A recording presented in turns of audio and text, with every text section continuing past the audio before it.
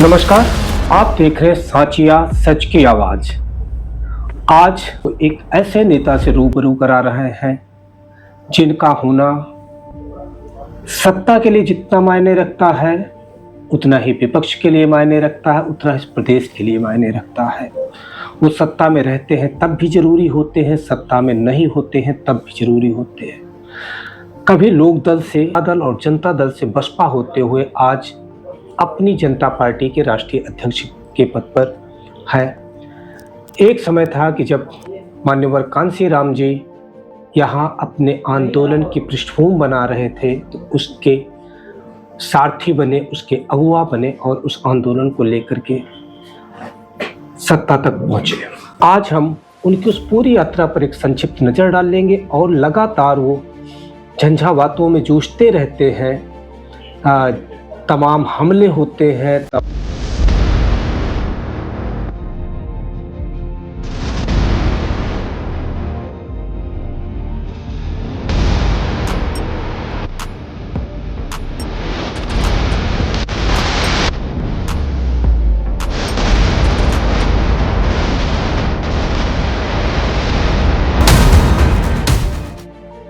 तमाम वैचारिक, शारीरिक, हर तरीके से लगातार उनको कुछ लोगों द्वारा टारगेट किया जाता रहा है। तो उन तमाम वजहों पर हम बातचीत करेंगे। फिलहाल इस समय स्थिति ये है कि अगर गीतात्मक कहा जाए तो वजीर ने जब से पंख फैलाए हैं तब से शहंशाहों की पेशानी पर खौफ की रेखाएं हैं।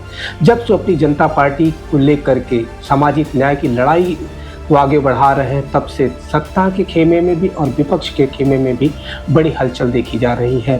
तो फिलहाल हम पहले बहुत बधाई देते हैं अपनी जनता पार्टी बनाने की और सामाजिक न्याय की लड़ाई को आगे बढ़ाने की। फिलहाल हम संक्षेप में जानना चाहेंगे कि लोकदल और लोकदल से किस तरीके से आप बसपा तक की यात्रा तय की है।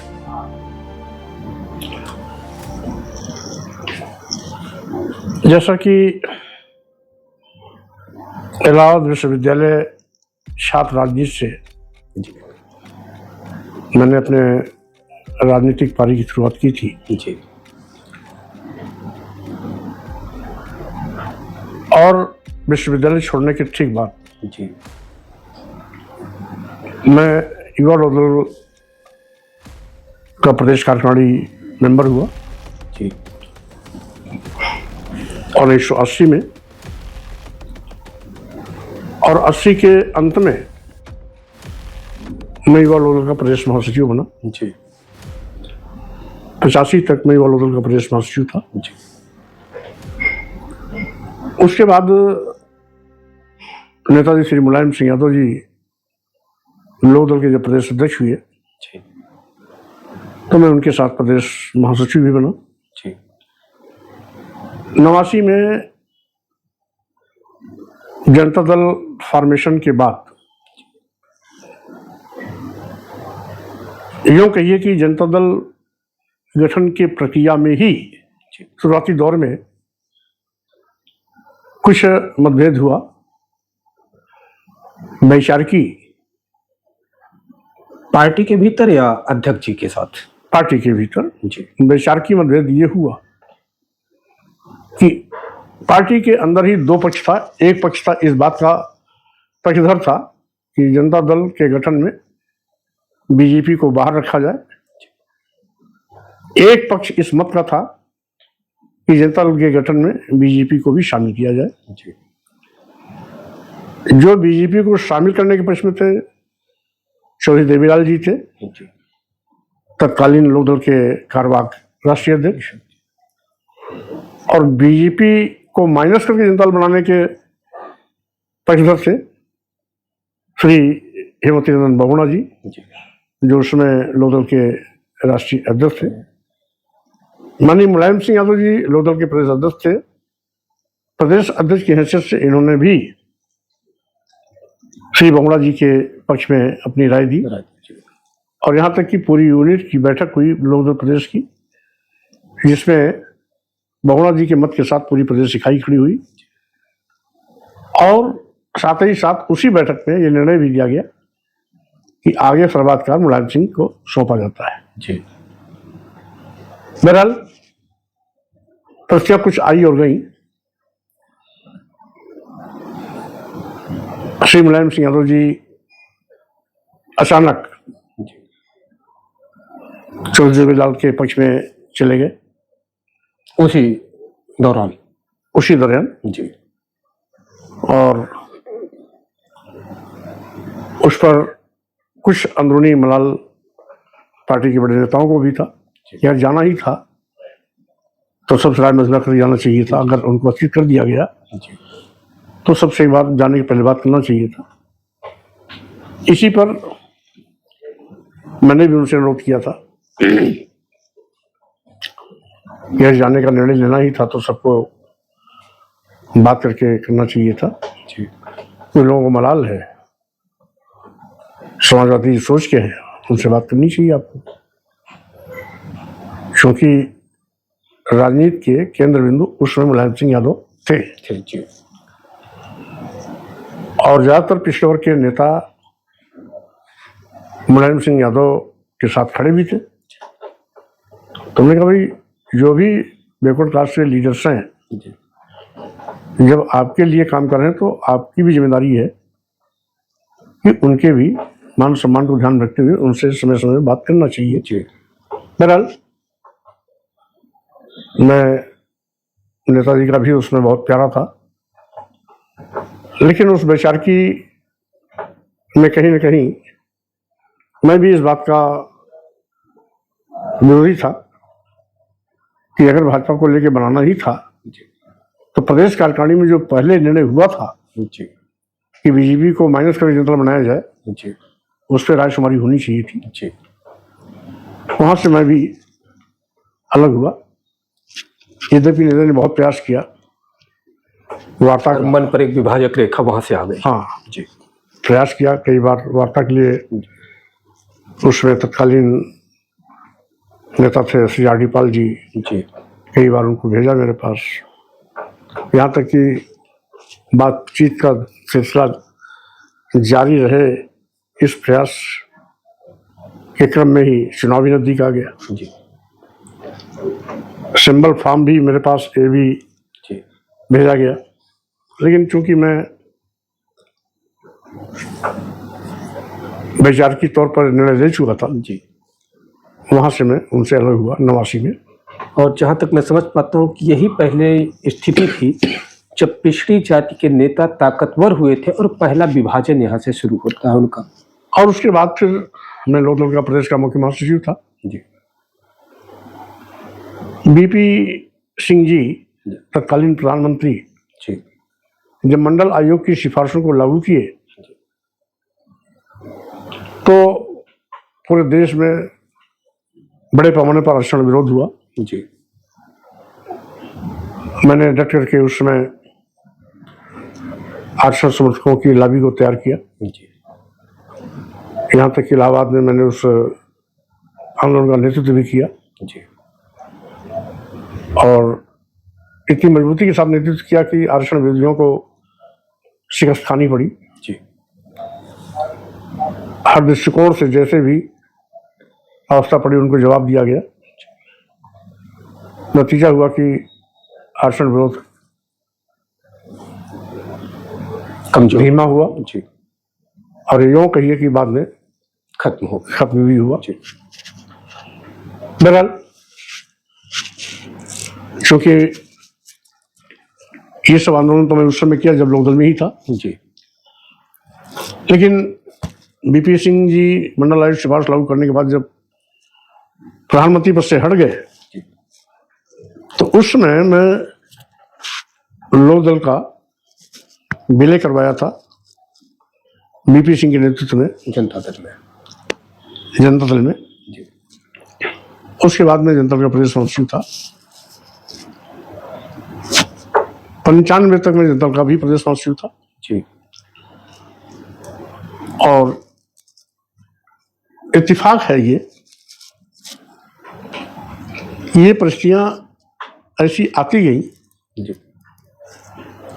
कि मेरे निर्णय के पीछे कहीं न कहीं मुलायम सिंह आड़े आते रहे। 95 नवंबर दिसंबर में आगामी लोकसभा चुनाव 96 जी। हाँ, मेरे ख्याल से 95 दिसंबर 95 आप बसपा में शामिल हुए। प्रस्तावित था 96 के पार्लियामेंट चुनाव के पहले। जी जनता दल और सपा में तालमेल की बात चली जी कि मिल करके पार्लियामेंट चुनाव लड़ेंगे। जी उस समय जनता दल में भी दो ग्रुप थे, जी बीपी सिंह जी और शरद यादव जी एंड अदर्स नेताओं का एक ग्रुप अलग था। जी जॉर्ज फर्नांडिस और रामविलास पासवान एंड अदर्स का एक ग्रुप अदर था। उस समय चंद्रशेखर जी की भी कोई भूमिका थी? उस समय चंद्रशेखर बहुत अहम नहीं रह गए थे। जी 4 महीने के प्रधानमंत्री के बाद चंद्रशेखर जी का राजनीतिक ग्राफ डाउन हो चुका। ग्राफ काफी लगभग शून्य सा हो गया था। जी अब जनता दल में उसमें प्रभावी थे बीपी सिंह जी, शरद यादव जी, जॉर्ज फर्नांडिस जी, रामविलास पासवान जी, मुंबई साहब जी राष्ट्रीय अध्यक्ष थे।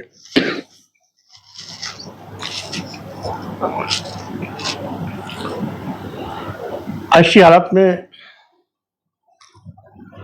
मैं भी बीपी सिंह, शरद यादव जी का पक्ष लिया जी और समाजवादी पार्टी के साथ गठबंधन करके चुनाव लड़ने का मैं पुरजोर विरोध किया। जी यहाँ तक कि उसमें मैं 5 पेज का पत्र भी तैयार किया था। समाजवादी पार्टी के नेता श्री मुलायम सिंह यादव जी ने मुख्यमंत्री के रूप में जो डालर सीमेंट फैक्ट्री बेची थी, एटीएल प्रतापगढ़ ट्रैक्टर फैक्ट्री बेची थी, जी डालर सीमेंट फैक्ट्री मजदूरों पर गोलियां चलाई थी, 21 मजदूर मारे गए थे। जी इसी तरीके से जो सोशलिस्ट करेक्टर के विरुद्ध सोशलिस्ट नेता ने काम किया था उनको हवाला देते हुए मैंने 5 पेज का पत्र बनाया था। जी ये ओपन पत्र था या उनको व्यक्तिगत तौर पे दिया था? नहीं, ओपन पत्र था। जी और वो पत्र मैं अपने जनता दल के लीडरान के लिए लिखा था जी कि ऐसी हालत में जनता दल का तालमेल समाजवादी पार्टी से उचित नहीं हो, जी और यदि जनता दल समाजवादी पार्टी से तालमेल करने पर आमादा ही है जी तो मुलायम शरणम गच्छामि कहते हुए जनता दल को समाजवादी पार्टी में जला करके विलय कर दे। विलय कर लेना चाहिए। तालमेल से अच्छा होगा वो विलय कर दे। जी ऐसी हालत में मेरा इस्तीफा स्वीकार किया जाए। जी ये मेरा 5 पेज का पत्र बहुत हाईलाइटेड हुआ था। जी जितने भी इंटरनेशनल डेली न्यूज़पेपर्स थे, क्योंकि उसमें टीवी और ट्रेंड नहीं था। जी चैनल था नहीं, जी सभी पेपरों ने बहुत उसको फ्रंट पेज की फ्रंट न्यूज बना करके जी और हाईलाइटेड किया था। यहाँ तक कि उसी पत्र को पढ़ करके सुश्री बहन मालती ने मेरी खोज कराना शुरू किया जी कि स्वामी प्रसाद मौर्य कौन सी बला है जी जो मुलायम सिंह जैसे नेता से हमेशा पंगेबाजी करता रहता है। वो न्यूज इतनी सुर्खियों में रही, 2-4 दिन उसकी चर्चा भी रही। उसके बाद हफ्ते भर बाद उसमें संपादकीय मेरे उसी 5 पेज के पत्र पर संपादकीय भी आना शुरू हुआ। जी बहरहाल राजनीतिक बहस के केंद्र में वो पत्र आ गया था। जी बहरहाल सुश्री बहन मालती जी मेरे पीछे कहीं न कहीं के आदमी लगाए थे। बातचीत का सिलसिला भी चालू हुआ। जी वो लगभग दिसंबर 18-19 दिसंबर के 21 दिसंबर 1995। हाँ, संभवतः इसे गुजरात। जी और उसके बाद फिर 2 जनवरी 96 को जी मैं बसपा में सम्मिलित होने का निर्णय लिया। जी सम्मिलित होने के दिन ही मैं बसपा का प्रदेश महासचिव बन गया। उस समय जब आप बसपा में गए तो बसपा में पिछड़ी जाति के नेताओं की क्या स्थिति थी? देखिए, जो भी, क्योंकि मैं तो बसपा में जब गया जी तो उसमें बड़े पैमाने पर बसपा से पेशेवर के बड़े बड़े नेता जी। बीएसपी छोड़ चुके थे। जब आप गए। सोनेलाल पटेल छोड़ चुके थे जी। और साथ ही साथ बसपा के प्रदेश अध्यक्ष रहे जंग बहादुर सिंह पटेल जी। राम लखन पटेल पूर्व में कैबिनेट मंत्री रहे। जी। यानी बसपा के अगली कतार के जितने भी उत्तर प्रदेश के बड़े नेता थे जी। उसको बसपा छोड़ चुके थे। जी। ऐसी हालत में मैं बसपा में गया था जी। और बसपा ने आपको प्रभावित किया था या आप मायावती जी की जरूरत थे? नहीं, दोनों चीजें थी। प्रभावित तो मेरे पत्र ने मायावती जी को किया था। जी। नहीं, आप प्रभावित हुए कुछ नीतियों से बसपा की? मैं तो 15 दिन तक पार्टी में जाने के पहले लगातार हमारी डेली प्रतिदिन उनकी सिटिंग होती रही, क्योंकि बसपा से मेरा कोई नाता था नहीं। जी। यद्यपि शुरुआती दौर में जी। जब मैं युवा दल का प्रदेश महासचिव था, जी। मनोहर काशीराम जी पहली बार इलाहाबाद 1980 में जी। वामसेप के राष्ट्रीय अध्यक्ष के रूप में आए थे। जी।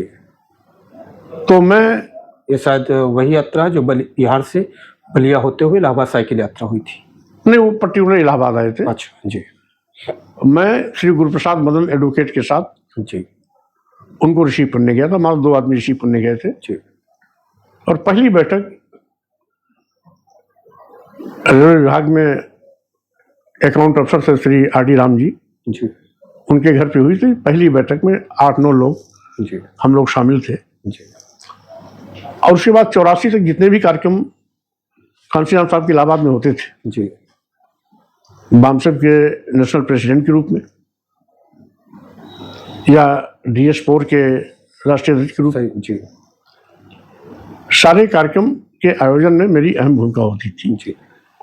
यद्यपि मैं युवा लोकदल का प्रदेश महासचिव था। तो इंटरेस्ट आपका क्या बनता था? वैचारिक इंटरेस्ट था नहीं, या? क्योंकि वो सामाजिक संस्था थी उस समय तो पॉलिटिकल पार्टी नहीं थी। उसमें उसका पॉलिटिकल शेप नहीं था। जी। वो शुद्ध रूप से सामाजिक जी, जन जागरण की भूमिका में थे। जी। और मैं सामाजिक मंचों पर यूनिवर्सिटी से ही सक्रिय हो गया था। जी। तो इसलिए सामाजिक मंचों पर मैं सक्रिय इसलिए रहता था कि राजनीति उसमें कहीं आड़े नहीं आती थी। जी। बीएसपी का 1984 में गठन हुआ, तब से मैंने मनोहर काशीराम से दूरी बनाई और फिर लोकदल की पारी को मैं तेजी के साथ आगे बढ़ाता गया, जो बीएसपी में शामिल होने तक क्या जी मैंने बात आपको बयां ही कर दी है। जी जी। तो कुल मिलाकर के फिर बसपा जिस दिन शामिल हुआ उस दिन प्रदेश का महासचिव बना। जी। 6 महीने बाद मैं प्रदेश का उपाध्यक्ष बना। जी।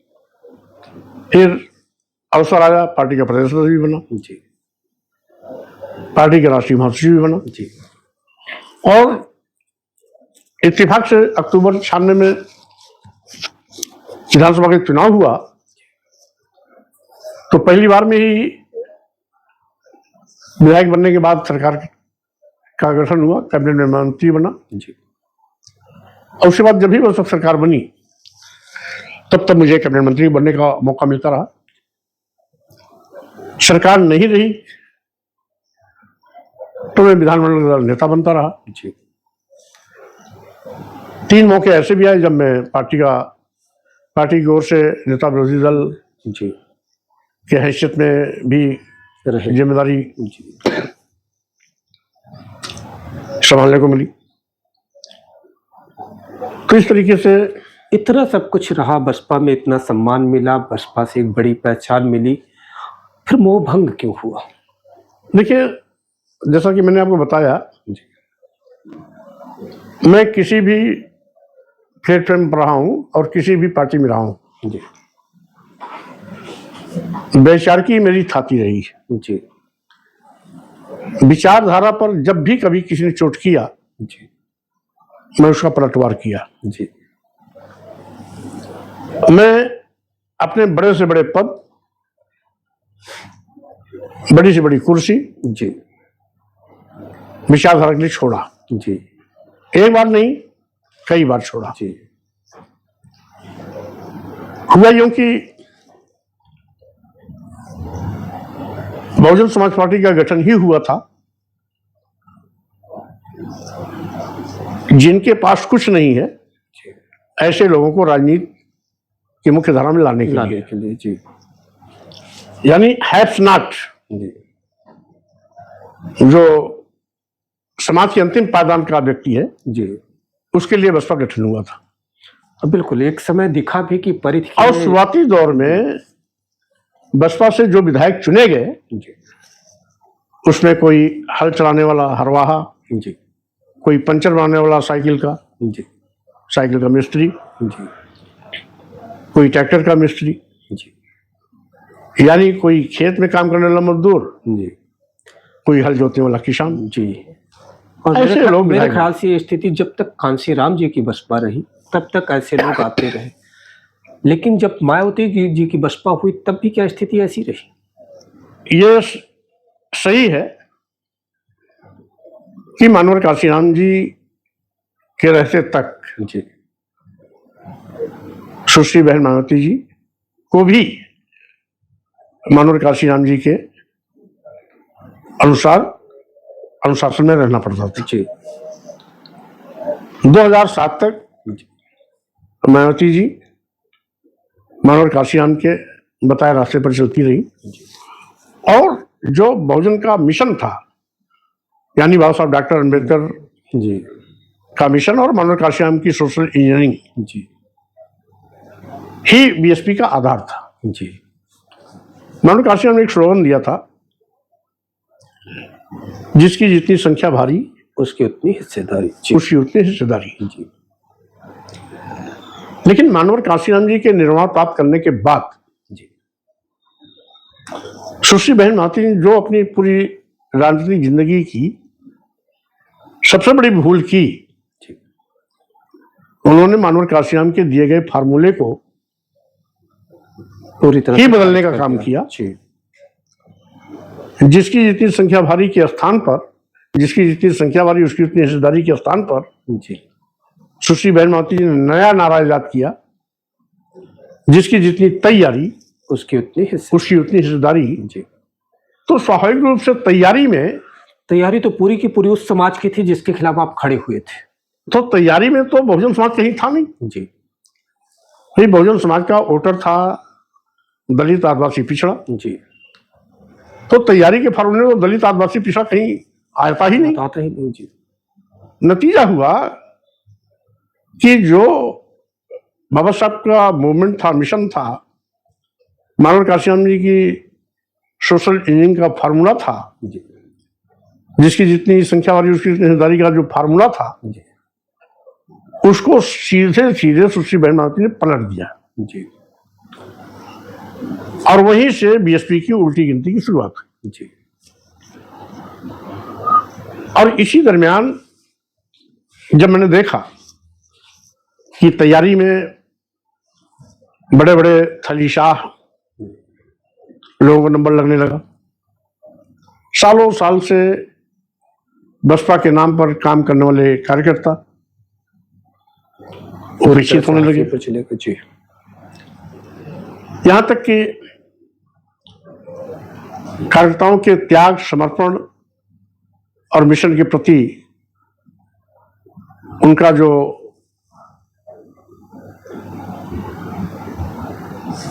लंबा एक जीवन का कार्यकाल था, जी उसको नजरअंदाज किया जाने लगा। जी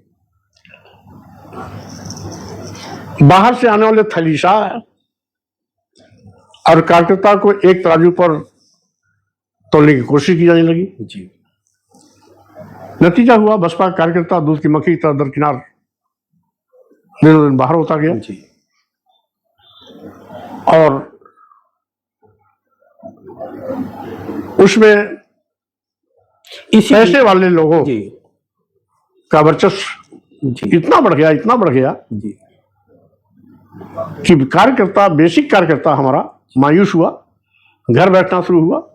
और नतीजा हुआ कि बसपा जो 4 बार उत्तर प्रदेश जैसे बड़े प्रदेश में सरकार बनाई, सुश्री बहन मायावती मुख्यमंत्री बनी, जी वही बसपा आज एक विधायक पे आके जी खड़ी हो गई। जी ये हम समझते हैं बसपा की राजनीति का मैंने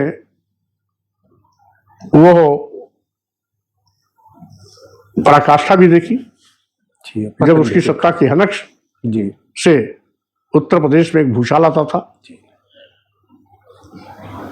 बसपा की सरकार आते ही लगता था कि कोई सरकार आई है, जी और आज वो हमने उतार भी देखा, यानी चढ़ाव भी देखा, उतार भी देखा। जी।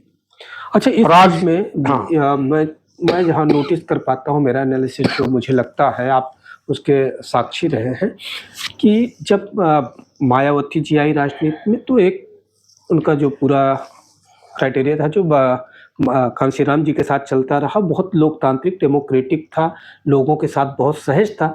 धीरे धीरे वो दलित की बेटी कहीं ना कहीं सामंत मुख्यमंत्री में तब्दील होती दिखी है, ऐसा आपको लगता है? जो व्यक्तित्व उसके सिंगल कुर्सी, बाकी कार्यकर्ताओं के साथ एक डिस्टेंस मेंटेन करना है, क्या कोई जातिहीनता बोध थी जिससे बाहर निकल जाना चाहती थी कि वो दलित जीवन का जो तमगा रहा जिसपे दलित की बेटी तो सम्मान से कहती थी, लेकिन अपने ही लोगों से एक दूरी उन्होंने क्रिएट करना शुरू की? अब वो कहीं न कहीं,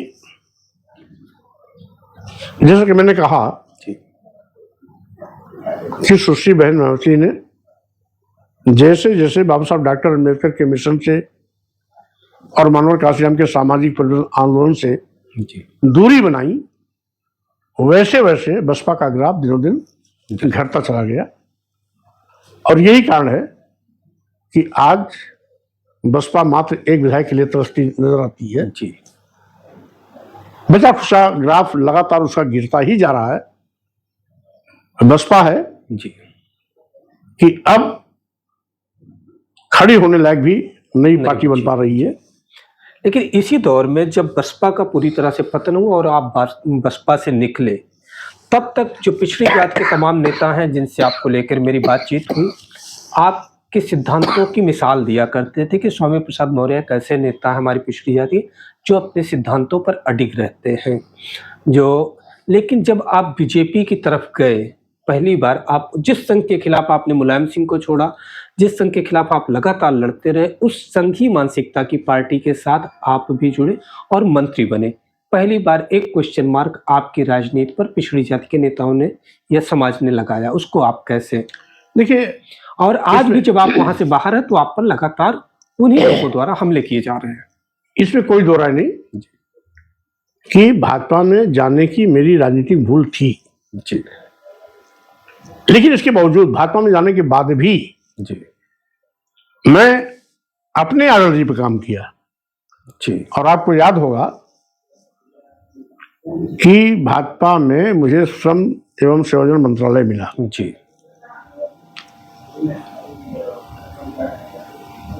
जिस श्रम विभाग के कभी मंत्री हुआ करते थे बाबा साहब डॉक्टर भीमराव अंबेडकर जी, हमें उनके बनाए गए श्रम कानूनों को लागू करने का एक अच्छा अवसर मिला। जी। और आजादी के बाद से लेकर के यो कह सकते हैं कि पूरे देश में जी जो मैंने रिकॉर्ड कायम किया श्रम विभाग में, जी वो आगे आने वाले समय में भी लंबे अरसे तक कोई नहीं कर पाएगा। जी जब मुझे विभाग मिला था तो श्रमिकों का कुल पंजीयन था मात्र 34 लाख जी, और जब विभाग में छोड़ा हूं तो 1,32,00,000 का पंजीयन था। क्या बात है। मैंने इसमें दलित और पिछड़ी जाति का रेशियो क्या आया? ज्यादातर इसी समाज से? ज्यादातर दलित और पिछड़े समाज के ही होते थे, जी क्योंकि मजदूर फॉरवर्ड में कम आते हैं। जी ज्यादातर वो या तो एससी होंगे, एसटी होंगे या ओबीसी होंगे। जी और 1,32,00,000 का पंजीयन छोड़ा। यही नहीं, हमने लगभग 20 वेलफेयर स्कीमें चलाई जी जिसको मैंने सबको जमीनी उस पर अपनी देखरेख में खुद उसको निगरानी में रखा जी। अंतिम व्यक्ति तक पहुंचाने का प्रयास किया। जी यहां तक कि लगभग 40,000 लड़कियों का सामूहिक विवाह में जी मैंने विवाह संपादित कराया। जी मैंने 200 जोड़ों से शादी की शुरुआत की थी जी इलाहाबाद से, और अंत में 3500 लड़कियों जी तक पहुंचे। के सामूहिक विवाह का शुरुआत कराया, यानी 200, फिर 500, फिर 700, फिर सतत बढ़ती प्रक्रिया 1100, फिर 1200, फिर 2500, फिर 2500, फिर 3000, जी फिर 3200, जी फिर 3500 तक की शादियां, यानी कुल मिलाकर के सभी प्रदेश में जो मेरी शादियां हुई हैं जी सबका कलेक्शन किया जाए। लगभग 40,000 जी लड़कियों की शादी मैंने सामूहिक विवाह के माध्यम से कराया, और 1 लाख लड़कियों की शादी जी जो पंजीकृत मजदूर हैं उनकी बेटियों की उनके घरों पर कराने के लिए उनको आर्थिक सहयोग दिया।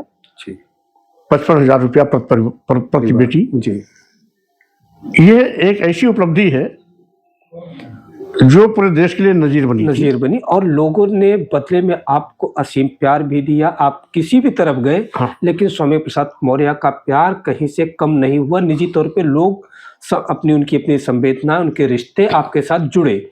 लेकिन इस बीच एक चीज पर जो क्वेश्चन मार्क आता है कि जब मैं 96 से आपकी राजनीति देखता हूँ, तो जब लगातार आप शुरुआत करते हैं तो लगभग 50% के आसपास आपके लिए मतदान होता रहा, और इतना सारा प्यार मिलने के बाद जब सबसे आखिरी चुनाव आता है तो आपका वोट परसेंटेज 3.5 के आसपास सिमट जाता है। इतना बड़ा ग्राफ डाउन होना कैसे हो पाया? देखिए, 2 चीजें, अभी भाजपा में भी तो हमारा ग्राफ तो नहीं गिरा, नहीं गिरा जी, क्योंकि उस समय तक जी भाजपा में भी वैचारिक नाते छोड़ा। जी मैं वहां भी हेकड़ मंत्री था। जी 5 साल तक रहने के बावजूद भी किसी संघीय नेता के यहाँ मेरी हाजिरी नहीं लगी। जी किसी संघीय नेता ने मेरा क्लास लेने की कोशिश को भूल कर नहीं किया। जी किसी नेता, किसी भी बड़े से बड़े नेता, इवन दो मुख्यमंत्री जी भी हमारे विभागीय काम में कभी हस्तक्षेप नहीं करते थे। जी। लेकिन छोड़ा इस समय, अच्छा, क्योंकि उस दरमियान मेरी बात चल रही थी 69,000 सिखों की भर्ती में बड़े पैमाने पर घोटाले का। जी 69,000 सिखों की भर्ती में 18,000 आरक्षित वर्ग के चयनित अभ्यर्थियों को नियुक्ति पत्र न देकर के जी सामान्य के लोगों को दिया गया। इस पर प्रायः मेरी बात मुख्यमंत्री से होती रहती थी कि ये बहुत गलत हुआ है, इसको कैसे ठीक किया जाए। जी ये बात चल ही रही थी कि उसी दरमियान एक और बड़ा भर्ती घोटाला हुआ, जिसका मैंने कैबिनेट में पुरजोर विरोध किया। जी हुआ ये था कि उत्तर प्रदेश के सभी मेडिकल विश्वविद्यालय, मेडिकल कॉलेजों में बड़े पैमाने पर प्रोफेसर, रीडर, एसोसिएट प्रोफेसर, जी असिस्टेंट प्रोफेसर के पद खाली थे, और ये कह करके कि चूंकि अनुसूचित जात, अनुसूचित जनजाति, पिछड़े वर्ग के अभ्यर्थी उपलब्ध नहीं है, इसे सभी पदों को सामान्य रूप से भर दिया जाए। जी जिसका कैबिनेट में मैंने पुरजोर विरोध किया जी कि आखिर ये प्रस्ताव किस मानक के आधार पर लाया गया। जी मैंने क्वेरी किया, क्या प्रस्ताव आने के पहले कोई विज्ञापन निकाला गया? जी उत्तर संतोषजनक नहीं आया। मैंने उसको रिपीट किया कड़े अवसरों में, जी यहां तक कि उसमें मुख्यमंत्री जी ने भी मेरे पक्ष में बात रखते हुए कहा कि भाई मौर्य जी पूछ रहे, जवाब दो। तो उस समय अधिकारियों ने प्रस्ताव जो लाए थे, उन्होंने कहा एक बार भी नहीं विज्ञापन निकाला गया। उस पर मेरा और मुखर विरोध हुआ। जी उस समय उस प्रस्ताव को रोकने के बजाय, स्थगित करने के बजाय, जी मुख्यमंत्री ने क्लीन चिट दिया अधिकारियों को, ये डांटते हुए कि दोबारा खबरदार, दोबारा गलती मत करना, मैं इसको पास कर रहा हूं। जी तो मैंने सोचा तो चोर चोर मौसे भाई। जी मेरे विरोध के बावजूद भी प्रस्ताव पास हुआ, जी जिसपे भाजपा को छोड़ने का मैंने निर्णय लिया। जी यानी मैं जिस वर्ग की लड़ाई लड़ता हूं, जी उसके इंटरेस्ट पर जब भी चोट हुई है, जी मैंने अपने पद को छोड़ने में कभी मोह नहीं किया। जी और इसके बाद जो आपका नया गठजोड़ बना, समाजवादी पार्टी के साथ आप जुड़े, और पहली बार एक अलग ताकत यहाँ के पिछड़े और दलित समाज ने आपके साथ, अखिलेश के साथ आप दोनों का साझा होने से उन्होंने महसूस की। और पहली बार आप बहुत मुखर होकर के, जिससे वो लड़ता रहा है, शूद्रिज्म जो पूरा का पूरा वो लड़ता रहा जिस ब्राह्मणवाद से, उस पर बहुत मुखर तरीके से आपने बात रखनी शुरू की। और जब तक समाजवादी पार्टी के साथ रहे, आपने ब्राह्मणवाद पर हर तरीके से हमले किए। तो जबकि वो बाद में समाजवादी पार्टी छोड़ने के बाद कहीं कमजोर दिखते, तो क्या वजह रही, जबकि उसके बाद सवर्ण मानसिकता के या ब्राह्मणवाद के हमले आप पर तेज हुए? देखिए, दो चीजें। पहली बात तो मैं समाजवादी पार्टी में जिस दिन आया जी, उस दिन मैंने एक नारा दिया था जी, 85 तो हमारा है, 15 में भी बंटवारा है जी, इसमें कोई दो राय नहीं कि मेरे आते ही जी, समाजवादी पार्टी का ग्राफ आसमान पर पहुंच गया था। जी, भाजपा भी अपनी हार मान चुकी थी। जी, लेकिन जिस तरीके के समाजवादी पार्टी ने गलतियों पर गलतियां लगातार करती चली गई, जी, एक हफ्ते बाद सुल्तानपुर में परशुराम की मूर्ति का अनावरण करना, जी, मंच से फरसा दिखाना, जी, ठीक मेरा दिया गया नारा के विपरीत था। जी। जो मैंने नारा दिया कि 85 तो उस हमारा समय, है। क्योंकि उस समय आपके राष्ट्रीय अध्यक्ष थे अखिलेश जी, क्या कभी उस पर मंथन नहीं करते थे कि अंबेडकर, लोहिया और परशुराम का फरसा एक साथ लेके कैसे चला जा सकता? अब अगर करते होते तो शायद परशुराम की मूर्ति का उद्घाटन भी नहीं होता, फरसा भी नहीं दिखाया जाता। जी, यही नहीं, 95 टिकट सिंबल देने के बाद, पर्चा दाखिला के बाद उन्होंने बदले। जी, ये मैं भी नहीं समझ पाया कि किसी कैंडिडेट का पर्चा दाखिला हो जाए, उसके बाद एक टिकट 2 टिकट बदलना तो लाजमी होता है, लेकिन 95 टिकट पूरे प्रदेश में बदले जा रहे हैं, जिससे कि लगातार हमारा ग्राफ गिरता गया। और उन 95 में जिस भी समाज का टिकट काटा गया, कम से कम जिस जिले में टिकट कटा उस जिले में वो समाज अनचाहे भाजपा में चला गया।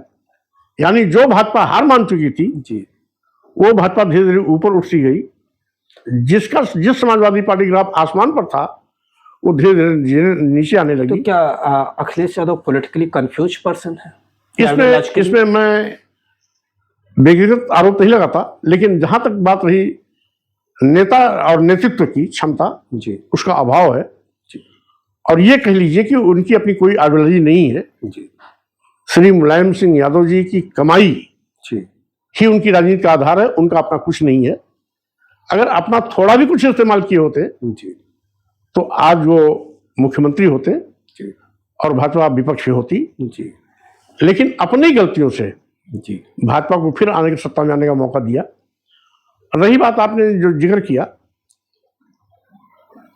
समाजवादी पार्टी के इतिहास में जी, 4 बार मुख्यमंत्री बनने के बाद भी समाजवादी पार्टी का ग्राफ मात्र 28.5% था। जी, पहली बार समाजवादी पार्टी के इतिहास में मेरे जाने के बाद पहली बार 32% 36% पहुंचा। जी, यानी भाजपा से मात्र 1% कम वोट, जी, यानी 9%, लगभग 9% वोट का ग्राफ बढ़ोतरी हुई। जी, इतनी गलती के बावजूद भी जी, अब आप समझिए कितनी बड़ी आंधी थी। जी, जब ये मुख्यमंत्री बनते तो उस समय 28%, 28.5% मैक्सिमम, 28%, जी, और 36% तमाम विपरीत परिस्थितियों के बावजूद, फरसा दिखाने के बावजूद, परशुराम मूर्ति को उद्घाटन करने के बावजूद, 95 टिकट काटने के बावजूद जी, 9% वोट बढ़ा। ये मेरे जाने का परिणाम था। जी, और मैं इस ग्राफ को ऊपर तक ले जाना चाहता था। जी, मैं जानता था कि जब तक भाजपा कमजोर नहीं होगी तब तक सपा मजबूत नहीं होगी। जी, इसलिए मैंने तमाम ऐसे ढोंग ढकोसले, पाखंड, धर्म के नाम पर दलितों, आदिवासियों, पिछड़ों को अपमानित किया जाना, नीच कहा जाना, अधम कहा जाना, प्रताड़ित किए जाने की बात करना, जी, अपमानित किए जाने की बात करना, जी, ऐसे मुद्दों को उठा करके जाने अनजाने अपने भाई बंधु जो पिछड़े समाज के, आदिवासी समाज के थे, जी भाजपा में पड़े थे, उनको वापस लाने की कोशिश किया। जी बड़े पैमाने पर आए भी। जी अन्यथा जो बसपा सपा गठबंधन में 5 सीट पाया हो, जी वो 37 पार्लियामेंट सीट जीता है, बिल्कुल। तो उसी रामचरितमानस के चलाए गए अभियान का ही परिणाम है कि जो भाजपा से लोग आए, जी उसका फायदा समाजवादी पार्टी को मिला। क्योंकि मैं समाजवादी पार्टी के राष्ट्रीय महासचिव था, जी एमएलसी था, मेरा अभियान चलाया गया। अभियान से बड़े पैमाने लोगों ने भाजपा छोड़ा। जी। समाजवादी पार्टी में जो कभी भी नहीं आना चाहते तो वो भी आए। अच्छा, कभी क्योंकि उनको विश्वास था आप पार्टी में रहते हो कि स्वामी प्रसाद मौर्य वहां पर हैं, जी, मेरा सम्मान रहेगा। लेकिन जब मैंने देखा मेरे प्रयास से लाया गया वोट तो समाजवादी पार्टी का माना जाता था, जी, और मेरा बयान निजी का दिया जाता था। जी। बयान। अच्छा, इस पर मैं आगे आता हूँ। कभी जब साथ में काम करते रहे, चूंकि आपकी तरह पूरी पार्टी आप भी साथ में थे और भी पिछड़ी जाति के नेता समाजवादी पार्टी के साथ जुड़े और पीडीए की जो बात थी वो उभरी, जिसको लेकर के, लेकिन इसके बावजूद आपके टाइम में भी आपके अलावा कोई ब्राह्मणवाद के खिलाफ नहीं बोल रहा था। क्या ब्राह्मणवाद पर बिना बात किए पीडीए की बात की जा सकती है?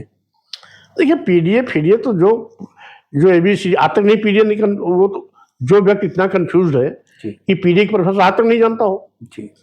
कभी पीडीए का मतलब पिछड़ा बता देते हैं, जी। कभी पीडीए का मतलब पंडित बता देते हैं, जी।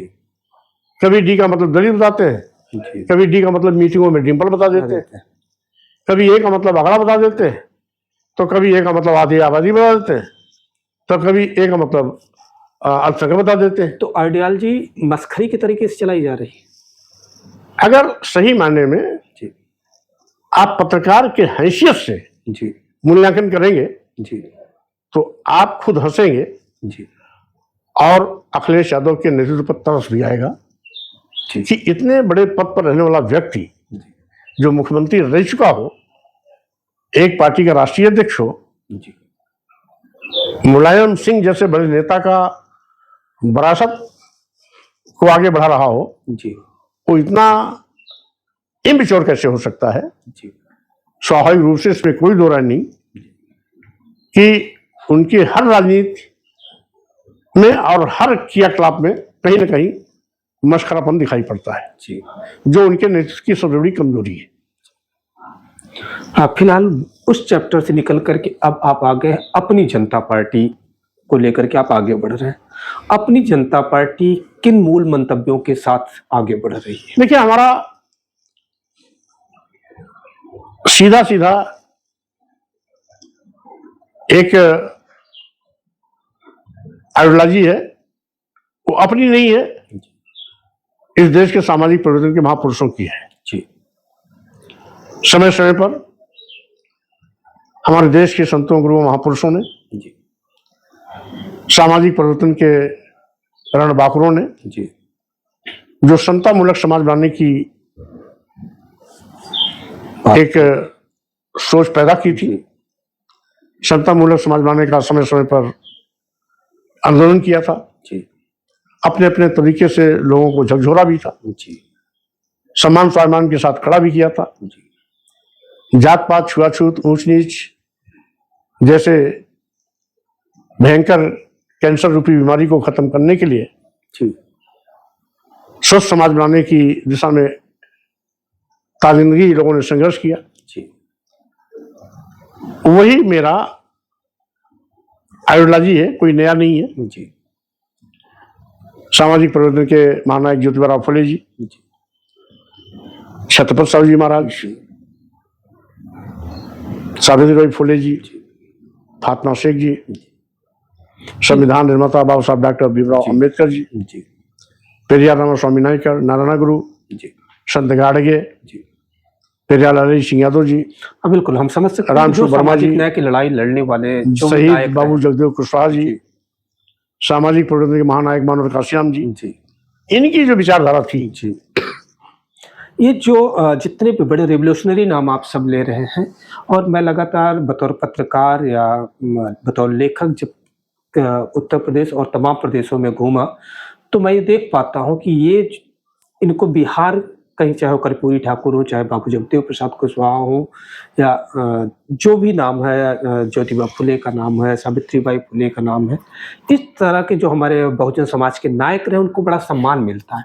उत्तर प्रदेश का ओबीसी समाज इनको बहुत अडॉप्ट नहीं कर पाता, जबकि इनके दी हुई चीज़ों से उसको प्रॉफिट भले बहुत हो, लेकिन बहुत अडॉप्ट नहीं करता। ना पेरियार को अपनाता है, ना बाबू जगदेव कुशवाहा को अपनाता है, ना सावित्रीबाई फुले को अपनाता है। वो पूरी तरह से मतलब धार्मिक ढांचे में मशगूल रहना चाहता है, इन नायकों की तरफ नहीं देखता। इसकी क्या वजह देखते हैं? देखिए,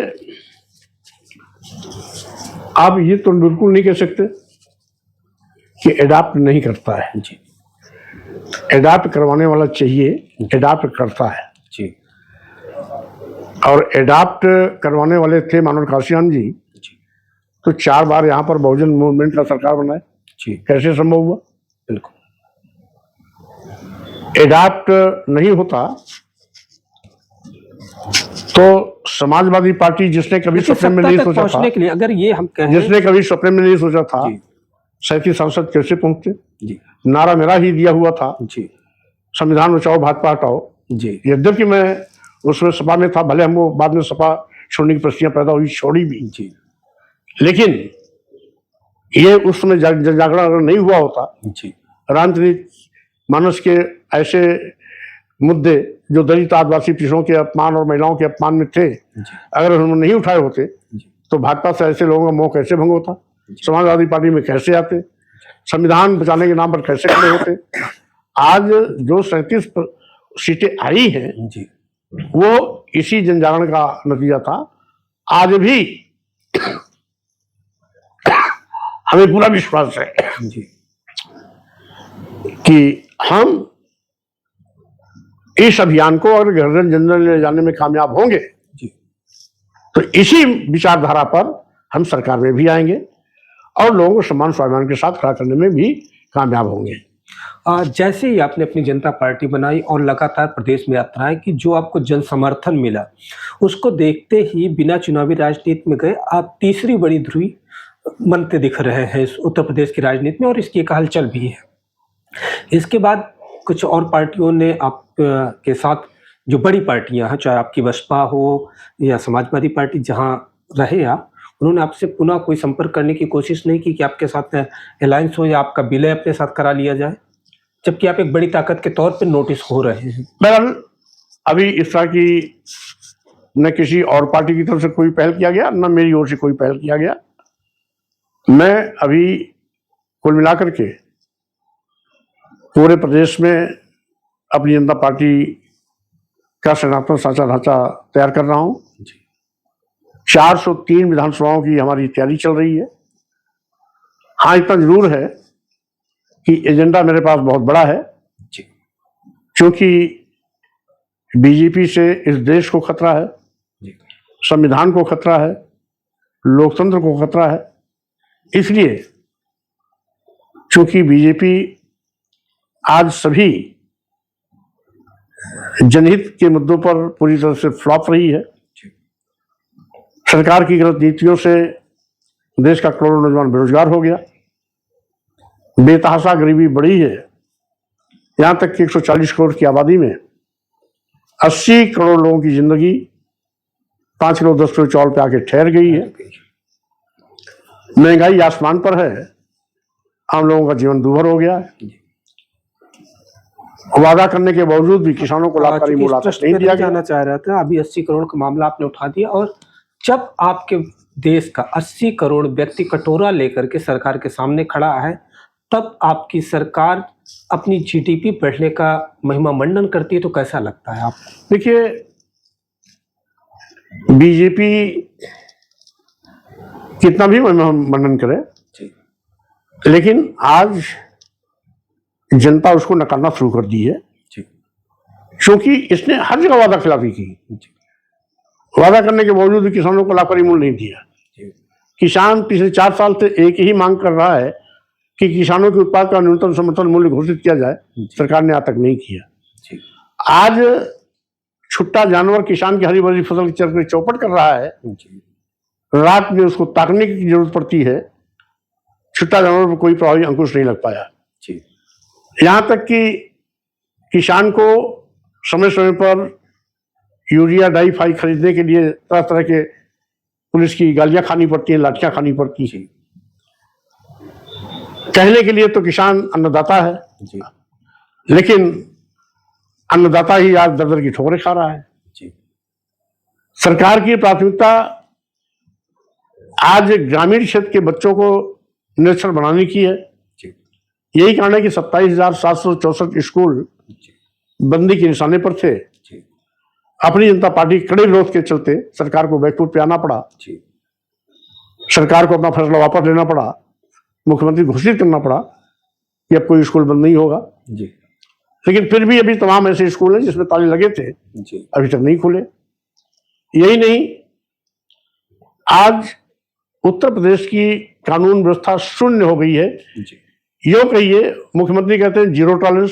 जी, हम समझते हैं ऐसा कोरा बकवास करने वाला पहली बार मुख्यमंत्री मिला है जी, जो जीरो टॉलरेंस की बात तो करता है, जीरो टॉलरेंस की परिभाषा नहीं जानता। जी, आज पूरे देश में उत्तर प्रदेश, पूरे देश में जी, उत्तर प्रदेश हत्या में नंबर 1, जी, अपहरण में नंबर 1, जी, बलात्कार में नंबर 1, यानी महिला उत्पीड़न में नंबर 1, दलित उत्पीड़न में नंबर 1। जी, जितने भी आपराधिक घटनाएं हैं, महिला उत्पीड़न, दलित उत्पीड़न, हत्या, बलात्कार, बलात्कार, जी, अपहरण, जी, हर चीज में नंबर 1। नंबर 1।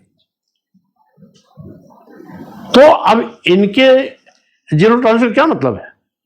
और वहीं पर चूंकि इस पर भी बात आप ले आए, एक प्रदेश जहां का मुख्यमंत्री कहता है कि अपराध को लेकर के जीरो टॉलरेंस है और सारे अपराधी प्रदेश छोड़ करके भाग गए। अगर अपराधी भाग गए हैं तो दूसरी तरफ वो कैसे दावा करता है जो लगातार एनकाउंटर किए जा रहे हैं, और अगर अपराधी नहीं तो एनकाउंटर किसका हो रहा है, क्यों से? पहली बात तो कोई अपराधी नहीं भाग के गया। जी, जितने कुख्यात अपराधी हैं सब तो सत्ता के गलियारे में टहलते नजर आते हैं। जी, यदि कोई दलित, आदिवासी, पिछड़े या मुस्लिम समाज का छोटा भी जी, अपराधी है तो उसके घर में बुलडोजर भी जाएगा, जी, घर भी जमींदोज होगा, जी, उसका इनकाउंटर भी होगा, जी, यहाँ तक कि किराए गुंडों को बुलवा करके मरवाया भी जाएगा। लेकिन अगर वो मुख्यमंत्री की बिरादरी का कोई बहुत बड़ा कुख्यात गुंडा माफिया अपराधी है जी, या भाजपा संरक्षित कोई बहुत बड़ा गुंडा माफिया अपराधी है जी, तो बड़ा पूजनीय है। जी, उसके पास सुरक्षा में अलग से वायु श्रेणी की सुरक्षा चलती है, जी, आगे पाले पुलिस की लाइन चलती है, जी, सत्ता के गलियारे में उनकी चहलकदमी होती है। क्योंकि जब पार्टी और जाति के आधार पर जी, गुंडे माफिया अपराधियों को संरक्षण दिया जाएगा और जाति और धर्म के नाम पर SC, ST, OBC या माइनॉरिटीज के लोगों को निशाना बनाया जाएगा तो स्वाभाविक रूप से ऐसी हालात में चरमराई कानून व्यवस्था पर कभी भी नियंत्रण नहीं किया जा सकता। और यही कारण है कि पूरा उत्तर प्रदेश जंगल राज बन गया है। जी, यही नहीं, आज यूं कहिए कि भाजपा की डबल इंजन सरकार पूरी तरीके से फेल हो चुकी है, चाहे योगी की सरकार हो चाहे मोदी की सरकार हो।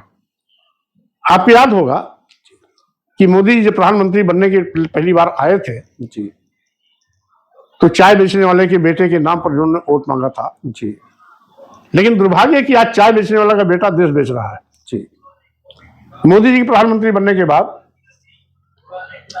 देश के बंदरगाह बेच दिए गए, जी, एयरपोर्ट बेच दिया गया, एयर इंडिया बेच दिया गया, अधिकांश रेलवे स्टेशन बेच दिए गए, जी, कई दर्जन ट्रेनें बेच दी गई, जी, LIC जैसी बड़ी संस्था बेच दी गई। जी, अरबों खरबों की संपत्ति कौड़ियों के भाव अदानी अंबानी तथा कुछ अपने चहेते उद्योगपतियों के हवाले कर दिया गया। जी।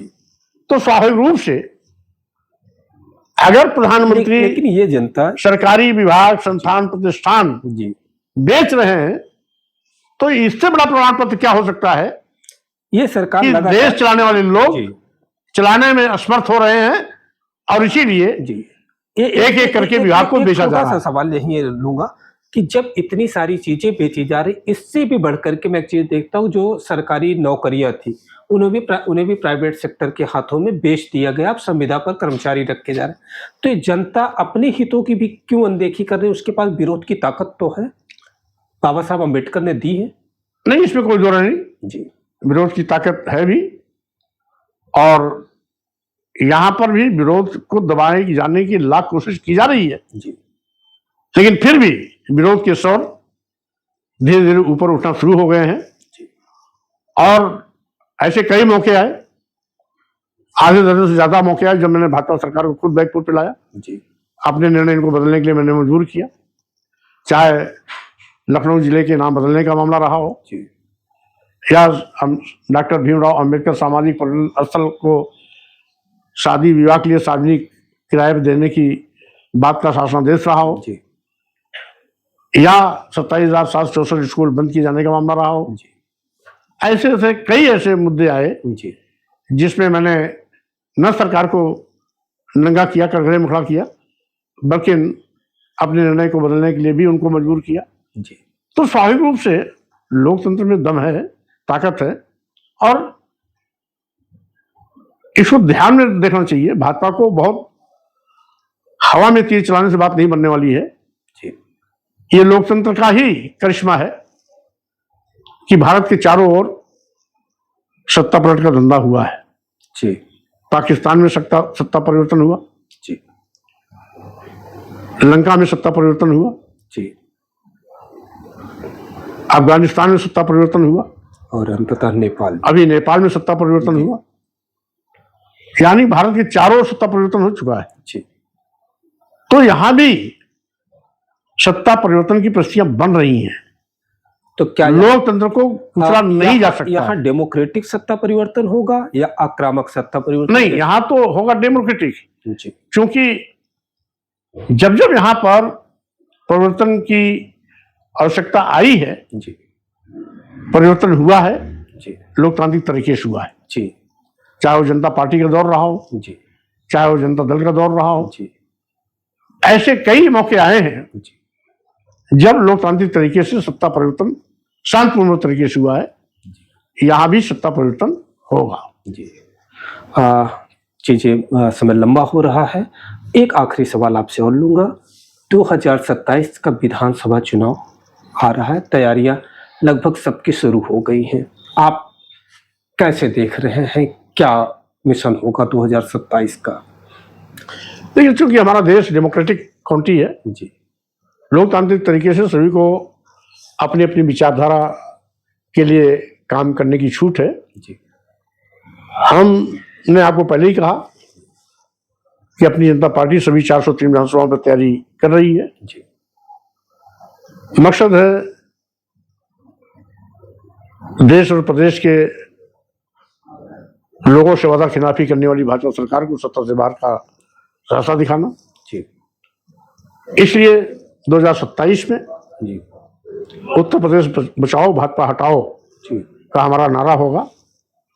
और इसके लिए यदि हमें किसी से हाथ मिलाने की भी आवश्यकता पड़ेगी तो समान विचारधारा वालों के साथ हाथ मिलाने में हम कोई परहेज भी नहीं करेंगे, क्योंकि लक्ष्य बड़ा रहेगा। भाजपा से देश को बचाना रहेगा, जी, प्रदेश को बचाना रहेगा, क्योंकि ये ईस्ट इंडिया कंपनी से भी खतरनाक साबित हो रही है। जी, यह लोकतंत्र को निकलना चाहती है, संविधान को निकलना चाहती है, देश को बेचने की शुरुआत कर दी है। जी, तो स्वाभाविक रूप से जब संविधान पर खतरा हो, लोकतंत्र पर खतरा हो, देश पर खतरा हो, जी, तो ऐसे खतरनाक राजनीतिक पार्टियों को जो जहर की खेती करते हो, जी, उनको सत्ता से बेदखल करना जरूरी हो जाता है। और इसी प्राथमिकता को घोषित करते हुए तैयारी यद्यपि मैं अकेले कर रहा हूं, जी, लेकिन भाजपा को सत्ता से बाहर करने के लिए किसी से हाथ मिलाने की आवश्यकता पड़ेगी तो कोई गुरेज नहीं होगा। पार्टी बनाते ही लगातार तमाम लोग सनातन के नाम पर आप पर हमले कर रहे हैं। सही बात यह है, ये एक बौद्ध मतावलंबी पर हमले हैं या आपकी विचारधारा पर समग्रता में हमले? पहली बात तो यह है कि वो हमारी बात पर मुहर लगा दिए।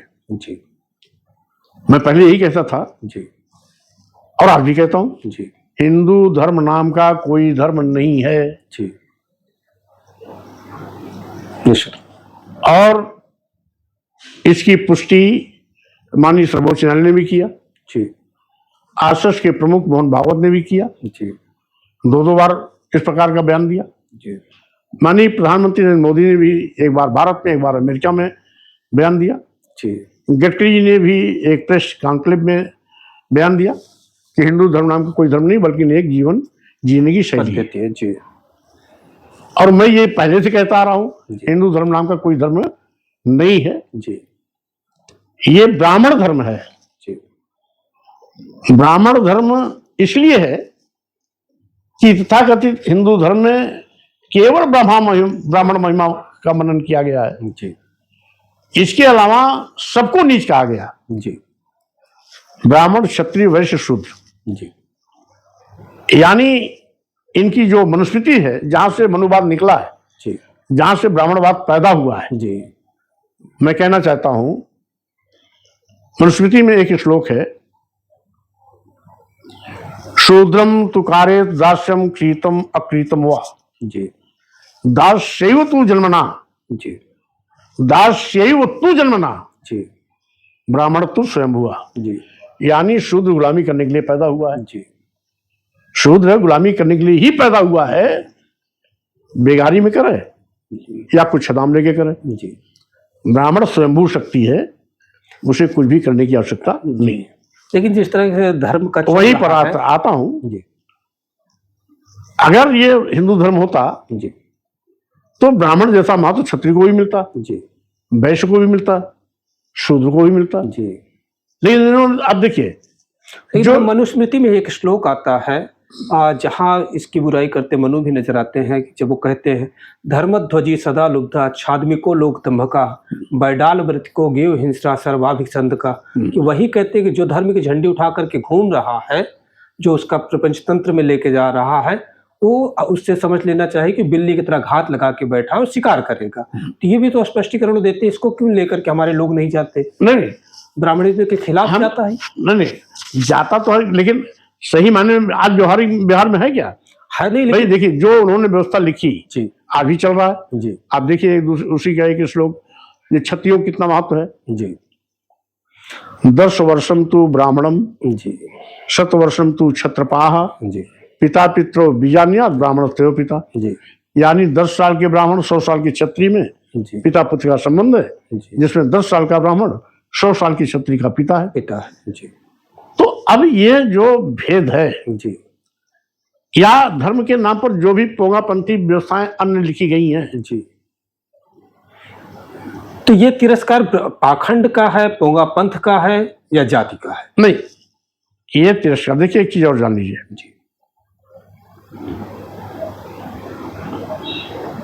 वर्णवाद जी जातवाद की जननी है। जी ब्राह्मण क्षत्रिय वैश्य शूद्र करके जी समाज का बंटवारा करना ही जी ये सबसे बड़ा सामाजिक कैंसर, सबसे बड़ा सामाजिक नासूर कैंसर। जी आपने देखा होगा ब्राह्मणों में सैकड़ों जातियां हैं, जी उसमें भी ऊंच नीच होते, 3, 13, 23 होता है। जी क्षत्रियों में भी ऊंच नीच होते हैं, नीच होते हैं। जी वैश्यों में भी होते हैं, जी और शूद्रों में तो 6047 जातियां हैं। जी तो स्वाभाविक रूप से ये समाज को टुकड़ों में बांटने की एक सुनियोजित साजिश के तहत जी धर्म के नाम पर व्यवस्था दी गई। जी अब जैसे कृष्ण की बात करते हैं, जी कृष्ण तो जातवाद के घोर विरोधी थे, जी बिल्कुल। कृष्ण वर्णवाद के विरोधी थे। जी वो खुद ही कहते थे कि मैं ही भगवान हूं। जी बिल्कुल यानी जिनके अंदर इतना स्वाभिमान रहा हो कि खुद को ही सब कुछ मानते हो, मानते हो। जी वो जातवाद कैसे मानेगा? मानेंगे। लेकिन कुछ मक्कारों ने, धर्म के ठेकेदारों ने जी उनके मुंह से भी कहलवा लिया। वो तो जहां भी उनकी भाषा का जो आया, हाँ जब संस्कृत में आया तो उनके लिए आया। हाँ, बाकी दूसरी भाषाओं को उन्होंने खारिज कर दिया, गायब कर दिया। नहीं, उसका अभी आता हूं भाषा पर भी आप। जी तो जो कृष्ण जातवाद का घोर विरोधी रहा हो, जी यथास्थित बात के खिलाफ लड़ाई लड़ता रहा हो, जी इंद्र की चुनौती को स्वीकार कर जी उनको शिकस्त देने के लिए भी अगुवाई किया हो, जी वो कैसे जातवाद की बात कर सकता है? जी यानी कुछ पोंगापंथी व्यवस्था के लोगों ने जी अपनी बात को ऐसे लोगों से कहलवा करके जी उसको स्थापित करने की कोशिश की। जी और फिर एक चीज, दूसरी चीज, मनुस्मृति में ब्रह्मा के मुंह से कहलवाया जाता है जी कि मुंह से मेरे मुंह से ब्राह्मण पैदा हुआ, जी बाहु से क्षत्रिय पैदा हुआ, और जंघे से वैश्य वैश्य पैदा हुआ, जी पैर से शूद्र पैदा हुआ। जी तो क्या ब्रह्मा के चार बच्चेदानी थी?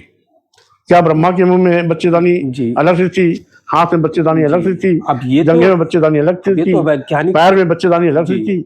यानी बच्चा पैदा होने के तो बच्चेदानी होनी चाहिए। जी पूरी दुनिया में आज बच्चा कहीं पैदा होता है, भारत में हो, अमेरिका में हो, जी। इंग्लैंड में हो, ऑस्ट्रेलिया में हो, चीन में हो, जापान में हो, अफ्रीका में हो, कहीं भी हो, जी हर माँ से बच्चा पैदा होता है। तो जब और जिस बच्चे जब जिस माँ के जी। जिस माँ के बच्चेदानी नहीं, उसे बच्चा नहीं होता। जी तो इसका मतलब है क्या ब्रह्मा की चार बच्चेदानियां थी? तो कुछ लोग तो ऐसे भी हैं जो आज कहते हैं कि मैं बायोलॉजिकल नहीं हूं, तो कुछ गैर बायोलॉजिकल तरीके से भी पैदा किए जा सकते हैं। हम कह रहे हैं कि बायोलॉजिकल तरीके से जो पैदा किए जा सकते थे, जी तो बिना स्त्री के क्यों बच्चा पैदा निकल लेते? नहीं, अभी कुछ लोग कह रहे हैं कि मैं बायोलॉजिकल नहीं हूँ। उनके कहने से क्या होता है? जी तो वो कहाँ से, इसी तरीके कौन से कहाँ से बाकी- पैदा हुआ है कि अक्सर कोई नहीं जानता क्या? जी सभी अपने माँ के पेट से पैदा हो गया है। जी और ये कहना कि मेरे मुंह से पैदा हुआ, मेरे पैर से पैदा हुआ, हाथ से पैदा, क्या ये धर्म का विरोध है? मैं पूछना चाहता हूँ। पोंगापंथी व्यवस्था का विरोध धर्म का विरोध नहीं होता। एक चीज। दूसरी चीज, जो सनातन की परिभाषा आपको मैंने पहले कही दिया, हिंदू धर्म नाम का कोई धर्म ही नहीं है, जी ब्राह्मण धर्म है। जी और इसीलिए ब्राह्मण वर्चस्व की बात की गई है। जी पूजे ही विप्र सकल गुणहीना, ही ना। और पूजन शूद्र गुण ज्ञान न प्रवीणा, प्रवीणा। गुणी ज्ञानी प्रवीण।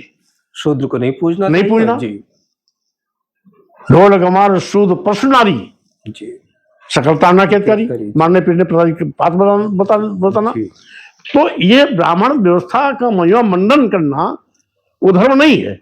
जी और इसका मैं विरोध करता हूँ, कहते हैं सनातनी, वो सनातनी भी नहीं है, सनातन की परिभाषा नहीं समझते हैं। जी सनातन शब्द इनका दिया हुआ नहीं है, सनातन शब्द भी बौद्ध धर्म का है। बौद्ध का शब्द है। जी तथागत बुद्ध ने अपने शिष्यों को उपदेश देते हुए कहा था, उपदेश दे रहे तो उसी में एक उपदेश ये भी है,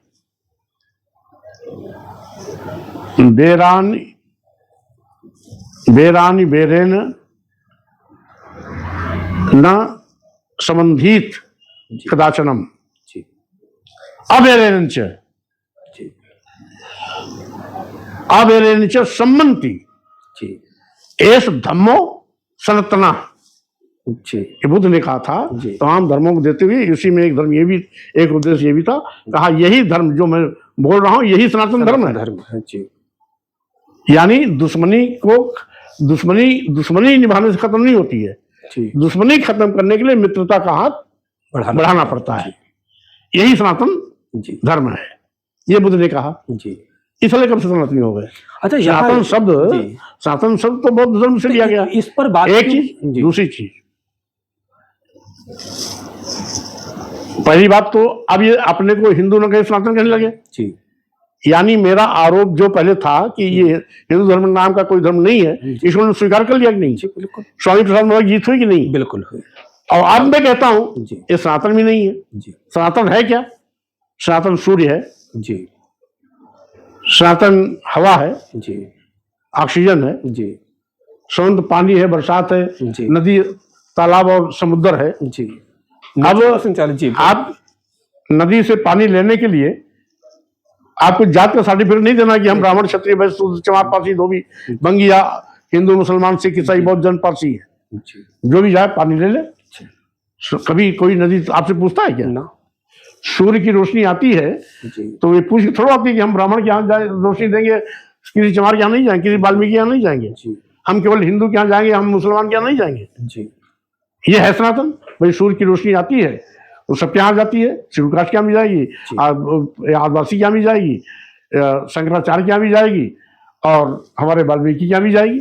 जी हिंदू मुसलमान सिख ईसाई बौद्ध जैन पारसी सब क्या जाएगी?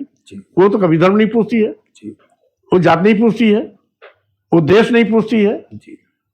वो इसीलिए है, उसका सनातन चरित्र है, पहले भी था, आज भी है, आगे भी रहेगा। ऑक्सीजन सबको जाता है, वो ये नहीं कहता कि हम फला घर में नहीं जाएंगे। पानी, आग, ये सनातन है। तो सनातन जात पात छुआछूत ऊंची मानना सनातन हो ही नहीं सकता। ये बहुत महत्वपूर्ण लाइन स्वामी प्रसाद मौर्य जी कह रहे हैं कि ऊंच नीच मानने वाला, किसी भी तरह का विभेद मानने वाला सनातन हो ही नहीं सकता। सनातन प्रकृति का वो संपूर्णत्व है जो सबको बराबर मात्रा में मिलता है। जैसे सूर्य की ऊर्जा और प्रकाश किसी के जीवन में अंधेरा नहीं रखना चाहता, उस हर जगह बराबर प्रकाश देना चाहता है। उसी तरीके से हवा या जो भी रूपक लेकर के आ रहे हैं, जो प्रकृति की चीजें हैं। और चूंकि समय बहुत लंबा होता जा रहा है और स्वामी प्रसाद मौर्य जी वैचारिक रूप से केवल राजनीतिक कार्य क्षेत्र में नहीं बल्कि वैचारिक रूप से बहुत समृद्ध हैं। उनसे मैं चाहता था कि अभी बौद्ध धर्म को भी समझो। तमाम चीज़ें हैं जो ये संघर्ष चल रहा है कि यहाँ मूर्तियाँ बदल दी जा रही हैं। मूर्ति के कभी हिंदू धर्म में मूर्तियाँ नहीं थी, बुद्ध से जो तमाम मूर्ति की परिकल्पनाएं ली गई और बाद में उन्हें अलग अलग रूपों में तराशा गया। उन सारी चीज़ों पर बात करते रहे, मैं उस पर बात करना चाहता था, लेकिन समय बहुत लंबा होता जा रहा है, इसलिए आज की इस वार्ता को हम यहाँ पर विराम देते हैं। अगले खंड में, अगले एपिसोड में हमें जब उनके साथ बातचीत करने का मौका मिलेगा, हम बहुत सारी चीज़ों पर बातचीत करेंगे कि हमारे दर्शक सामाजिक न्याय को महज नारे के तौर पे नहीं बल्कि उसकी सामाजिक आवश्यकताओं के तौर पे समझ सके, स्वीकार सके और जीवन में ले आ सके। बहुत बहुत आभार। साचिया परिवार को बहुत बहुत थैंक्स करता हूँ कि आपने बहुत कुछ समझने की कोशिश की है। मैं समझता हूँ बहुत जनता को परोसेंगे जी तो समाज में एक नई चेतना अवश्य आएगी। जी, निश्चित रूप से हम सब कुछ ऐसे ही परोसेंगे, अनकट जाएगा, इसमें कोई कट नहीं लगेगा। हम चाहते हैं कि इसीलिए हमने आपके पूरे राजनीतिक उस पर थोड़ी सी बात की कि लोग जान सके स्वामी प्रसाद मौर्य को, क्योंकि इस समय सामाजिक न्याय के उत्तर प्रदेश के में अगर कोई बहुत सम्मानजनक तौर पर लड़ाई लड़ रहा है तो उसके तौर पे हम स्वामी प्रसाद मौर्य जी को देखते हैं। और यही वजह रही कि आज हम बनारस से चल करके लखनऊ उनसे बातचीत करने के लिए आए। बहुत बहुत शुक्रिया सर। Thank you.